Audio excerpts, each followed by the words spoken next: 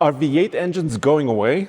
I hope not, Andre, and this F-150 is equipped with a 5-liter Coyote, so this truck would beg to differ.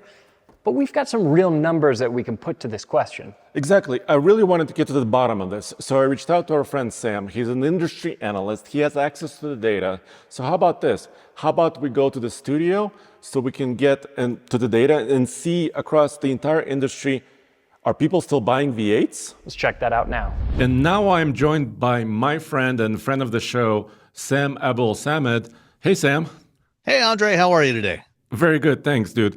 And your automotive resume goes very, very deep. You're an automotive engineer, you're an analyst, podcaster. Where does it stop? It doesn't. It just keeps on going.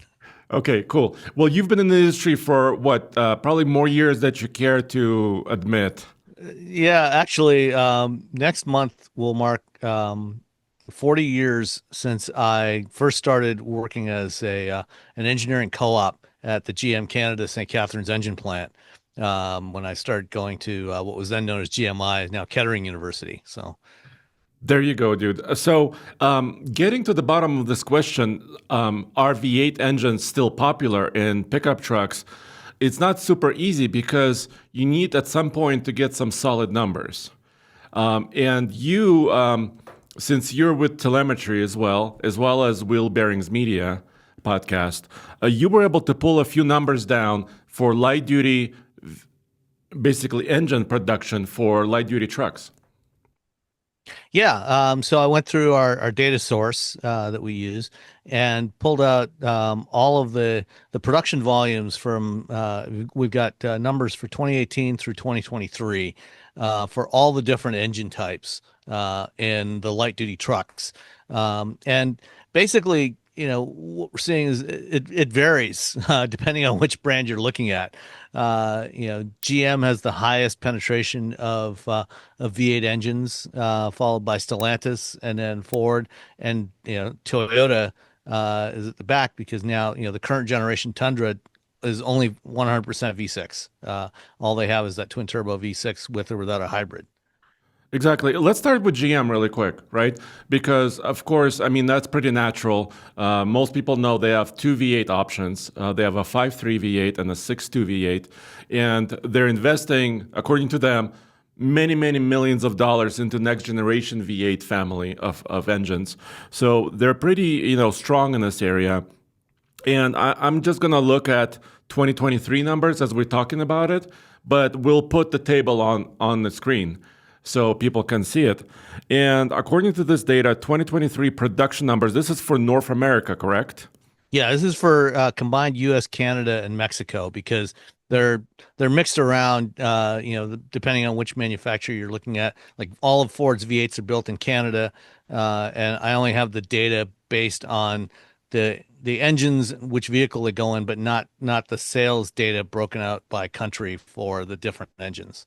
Yeah, and actually looking more granular, it's a little bit more complex, right? Because you would also have to look at like registration data maybe or some other sources, right? So the numbers I shared with you, I think, are a pretty good proxy for what those sales numbers are going to look like in terms of percentages.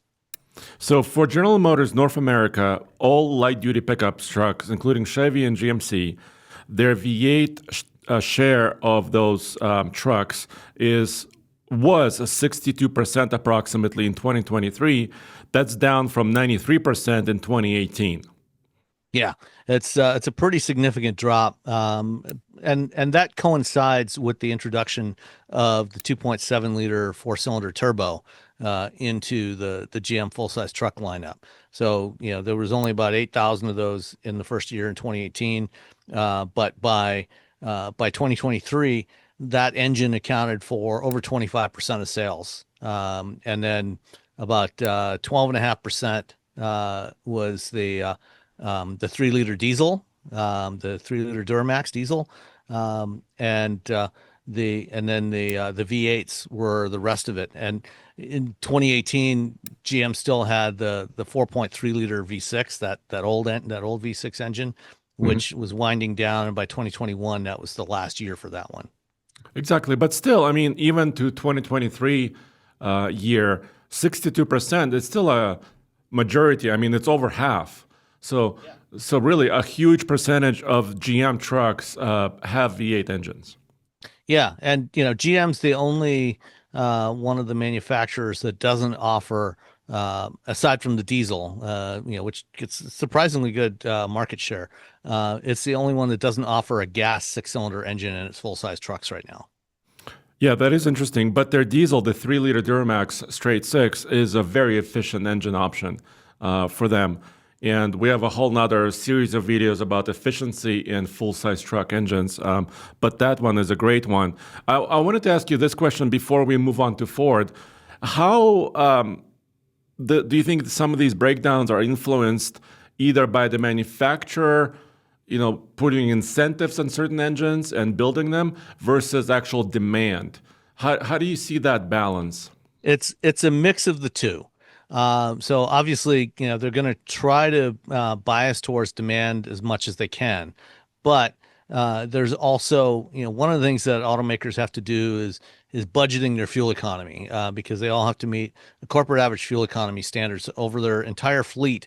The average for all the vehicles they sell has to hit certain targets, and so what they do is they'll limit availability on certain engines on certain models and certain combinations of powertrains and so on to where in order to try to get that mix so that they hit their average targets that they need to do, and then within that then they'll adjust for demand, but there will sometimes be caps on how many, just how many of a particular engine are available, just because they know if they sell more than that, then they could end up being liable for some pretty substantial fines for missing their targets.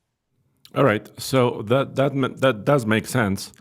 Now let's. And by the way, in 2023, in North America, it says here light duty GM, they produced approximately 660,000 light duty trucks.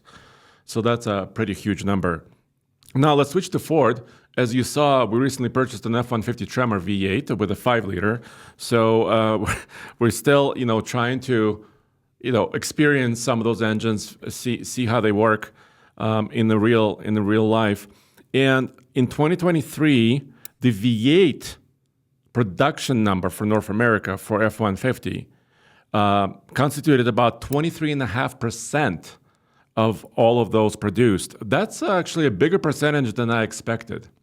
Yeah, it's strange. For quite a long time, for quite a number of years, Ford was regularly stating that only about 10% of F-150 sales were the V8s, with all of the rest being the various V6 engines they had, between the 2.7 liter and 3.5 liter EcoBoost engines, the now discontinued 3.3 liter naturally aspirated base engine, and the hybrid. They for quite a while they kept saying it was about 90% was 6-cylinder engines, but when you look at the actual production numbers, it's quite a bit more than that. It's about roughly 24% of their sales are V8s. And in 2023, they produced almost 600,000 F-150s, according to this data, which is also a huge amount of vehicles. So we're not talking about like a couple of thousand here and there as far as vehicles and engines. We're talking about big numbers here. Yeah, I mean, there was about 140,000 V8 powered F-150s manufactured in 2023. So that's a pretty substantial number. That is down from the peak. Well, it's down from 2018 when it was in 2019 when it was over 210,000 each of those years. But it's still a pretty significant number. So when people are saying, well, V8s are no more, I mean, this data doesn't say that. Yeah, I know we're not talking upwards of 1 million total across the three manufacturers. Yeah, exactly. I know we're not talking about 2024 numbers, but I imagine it could be slightly similar to what we're seeing here. Now, I also found this interesting that according to this data, and by the way, so their hybrid engines popularity continues to grow, and they're continuing kind of to push those. I think you and I were at that event for 2024 F-150s where they said, they really want to focus on their hybrid production. And also, of course, all the EcoBoost engines, the rest of the EcoBoosts. Yeah, so the EcoBoosts account for last year, or in 2023, accounted for over almost 382,000 F-150s, and then another let's see, 50,000 with the hybrids that also have the 3.5 liter EcoBoost in there. Exactly. And then, of course, the Lightning also came online, which is their electric truck. And we're not kind of discussing electric trucks in this particular episode. But of course, GM has many that they sold as well. But we're just mostly focusing on what's happening with the V8. Yeah. Now, let's talk about, and kind of the reason why this video came about, let's talk about Ram and Stellantis, right? Because there were, in 2018, there are almost 90% V8 for the Hemi, right, in their Ram 1500 trucks. And then that went down in 2023, according to these numbers, to almost 73% were V8 in 2023. But then for 2025 model year, about a year ago, they completely removed the V8 engine out of their lineup. Yeah, so this was part of the strategy, as I was mentioning earlier, where an automaker has to balance between demand and the reaching their fuel economy targets, their corporate average fuel economy targets. Those the Stellantis, if you go and look at the EPA, every year, every fall, every October, EPA puts out a fuel economy trends report. It's a big report. There's lots of interesting data in there. But one of the things that has been pretty consistent for the past decade is that Stellantis and FCA before that have always been at the bottom of the list in terms of corporate average fuel economy, worse than every other manufacturer, or at least every volume manufacturer. And they were starting to face some pretty significant fines for missing their targets. And that's why they went ahead and developed the Hurricane V6, or the Hurricane Inline 6, I should say, to improve the fuel economy of both their full-size SUVs, the Jeep Wagoneers, and the full-size trucks, the Ram 1500s. And the goal was to replace the Hemi with the Hurricane and get boost up their fuel economy numbers on these are some of the Rams are some of their highest volume selling products. And so they needed to get that extra boost of a couple of miles per gallon from the Hurricane in order to avoid those fines. Unfortunately, what they found out was that their customers were demanding. They still wanted the Hemis in there. At least some number of them wanted the Hemis, even though the Hurricane produces more power, more torque, and gets better fuel economy. It basically does everything better than a Hemi, except for the sound it makes. Exactly. That's the only advantage a Hemi has is the sound. Everything else about the Hurricane is superior. But they brought it back to try to assuage their customers, and also, I'm sure it had a little bit to do with the results of the last election. They figured, okay, the fuel economy standards are gonna get pulled back a little bit, and so we can afford to have at least have the Hemi as an offering in the lineup for those that really, really want it, and hopefully that'll help boost their overall Ram sales numbers. So they're introducing for 2026 model year, which I think is available within a couple of months of this recording. Yeah, they started taking orders. Yeah, and I think production will or deliveries will probably start maybe late August. Yeah, so the 2026 Ram 1500 Hemi is coming very, very soon. So this is interesting. So do you have any ideas of what breakdown will be, like, let's say, a year from now? Do you think they could hit 10% or? Yeah, it'll probably be somewhere between 10 and 20% of Hemis, with most of the rest being the Hurricane, and then some percentage of the Pentastar V6s, the base Pentastar V6s. Yeah, and it's also interesting that Ram is charging a little bit more money than a standard Hurricane 3-liter. They're charging, what is it? I think like $1,300 or something, or something like that for the Hemi. So So, like you said, the Hemi will have more torque, more horsepower, better efficiency, and cost less. But I think it just shows that sometimes just people want options. They want choice, right? If Want what they want, exactly. even if it doesn't make sense. Exactly. So sometimes you buy with your brain, sometimes you buy with your heart, I guess. So there could be some cases where you're buying with your emotions, right? Oh, absolutely. I mean, it's funny, as the second most, our vehicles are the second biggest, most expensive thing that we buy after our homes. And the choices we make in buying vehicles are probably the one of the least rational decisions that we make, given how, especially when you consider how much we spend on it. I mean, the vast majority of people that buy trucks, they don't need a full-size truck. They don't even need a mid-size truck. Most people would be fine. Most of the people that want a truck to haul mulch would be just fine with a Maverick.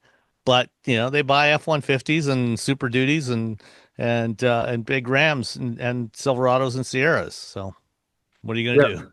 Well, yeah, that is definitely true. I mean, of course, there are people who really, really need those trucks too for work.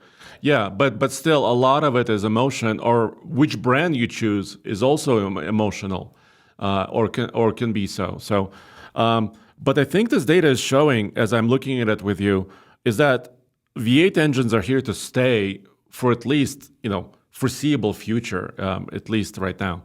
Oh yeah, at least well into the 2030s. We'll still have V8 engines in available in our trucks. I mean, GM is spending almost $900 million to retool their Tonawanda engine plant to build more V8s. And they're GM is shifting a lot of V8 production from Mexico, primarily from Mexico to Tonawanda, I think, and probably some from the St. Catharines engine plant in Canada to Tonawanda. Although they've also shifted some of that to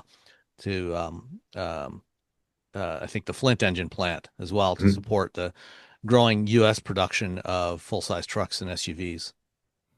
Yeah, and when they make those investments, for example, the current Ecotec 3 family of V8s has been around for what? 8 years. I mean, Yeah, something like that. when they make those decisions, they're not, 1 year or 2 year decisions. They're lengthy decisions. Yeah, and it remains to be seen exactly what changes they'll make to the next generation of the V8. I think it'll still be based on the same basic architecture that the Chevy small block has had since 1955. Same bore spacing, overhead valve, but they'll do more things to try to make it a little more efficient, get a little more power out of it. And it's still a remarkable package, even 80 years later. It's an amazing piece of hardware that they designed, and given how much power you get out of one of those small block V8s, the package size that it fits into in a vehicle, the number, I mean, the fact that you can fit an LS V8 into a Mazda Miata, tells you what an amazing job they did on it back in 1955. And, you've still got that same basic architecture that has continued to evolve and improve. It makes more power than it ever did. It's more efficient than it ever has been. And, it's still this surprisingly tight and surprisingly lightweight package. Yeah, I can tell you that my ski boat has a Chevrolet V8. My Russian van also has a Chevrolet V8. So you could put it in almost anything. Yeah. Yeah, no, it is pretty remarkable what you can stuff that engine into. All right, Sam, I really appreciate your time. Thanks for your insight here. And hopefully I'll talk to you very soon. Yeah, I'll talk to you soon, Andre. Have a good And one. also, keep listening and watching your Wheel Bearings Media podcast and everything else that you're up to. All right, thanks. I appreciate it. And I love all the stuff that TFL does too. I appreciate it. Thank you. Bye. Dude, I was really surprised because we used to hear that Ford sells about 10% of F-150s with the V8. It's 25%. Yeah, which is a pretty big number. Obviously, a lot of V8s being sold in the GM trucks and a big investment into V8s there. So it's exciting to see that the V8 still has a future. Hopefully, they're going to keep working on modernizing and using those engines because, come on, we love V8s. Exactly. And then when a big company like General Motors or Ford or Ram invests into something, they're not doing it for a couple of years. Yeah. It's probably going to take about a decade for at least these decisions to settle down. Absolutely. So we're happy to see V8s are sticking around. There's no need to panic yet. We've got definitely a decent bit of a future with 8 cylinders. All right. Thanks for joining us, and we'll see you next time at alltfl.com.